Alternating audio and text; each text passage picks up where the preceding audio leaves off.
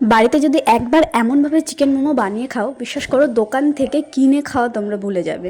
মোমোর পুর বানানোর জন্য যে সমস্ত সবজি লাগবে সেগুলো একদম কুচি কুচি করে কেটে নিতে হবে। এরপর নিয়ে নিতে হবে একদম বোনলেস চিকেন, এগুলোকে একদম কুচি কুচি করে কিমা করে নিতে হবে। তোমরা চাইলে দোকান থেকেও কিমা করে আনতে পারো, আর চাইলে একটু মিক্সচার মেশিনে গ্রেট করে নিতে পারো, বাট আমার কাছে মিক্সচারের থেকে এটা বেশি বেটার বলে মনে হয়। এরপর একটা বড় পাত্রে মাংসের কিমা, পেঁয়াজ কুচি, গাজর কুচি, ধনেপাতা, আদা রসুনের পেস্ট, পরিমাণ মতো নুন আর অনেকটা পরিমাণ সাদা তেল দিয়ে ভালো করে এটাকে মেখে নিয়ে ফ্রিজে রেখে দেবো। ততক্ষণে আমি এদিকে মোমোর ডোটা বানিয়ে নেব। মোমোর ডোটা বানানোর জন্য পরিমাণ মতো নুন, অনেকটা পরিমাণ সাদা তেল দিয়ে ভালোভাবে এটাকে ময়াম দিয়ে নিতে হবে যতক্ষণ হাতের মুঠোতে এরকম করে পাকিয়ে আসছে।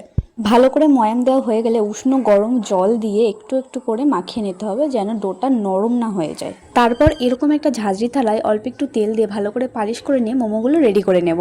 তোমরা চাইলে ময়দা থেকে একটু একটু লেচি কেটে একে একে মোমো বানিয়ে নিতে পারো, কিন্তু আমরা এখানে বড় সাইজের রুটি বেলে গ্লাসের সাহায্যে একে একে কেটে নিয়েছিলাম, এতে অনেকটা সুবিধে হয়। তারপর একটা ময়দার লেচি নিয়ে পরিমাণ মতো পুর দিয়ে কুচি কুচি দিয়ে মোমোর আকারে বানিয়ে নিতে হবে। তোমরা যেমন শেপ পারবে তেমন বানিয়ে নিতে পারো। তারপর একটা সসপ্যানে মিনিমাম 1 লিটার জল ঢেলে তারপরে মোমো থালাটা দিয়ে ভালোভাবে ঢেকে দিতে হবে যেন হাওয়াটা এপাশ ওপাশ বেরোতে না পারে। তারপর হাইটে 10 মিনিট, লো হিটে 5 মিনিট রেখে দেখবে হাতে যদি চিটচিটে ভাব না লাগে তাহলে মোমো একদম রেডি। মোমোর চাটনিটা আমি স্পেশালি বাড়িতেই বানিয়েছিলাম, এটার টেস্ট অনেক বেশি ভালো হয়। তোমাদের এই রেসিপিটা আমি নেক্সট ভিডিওতে অবশ্যই শেয়ার করে দেবো।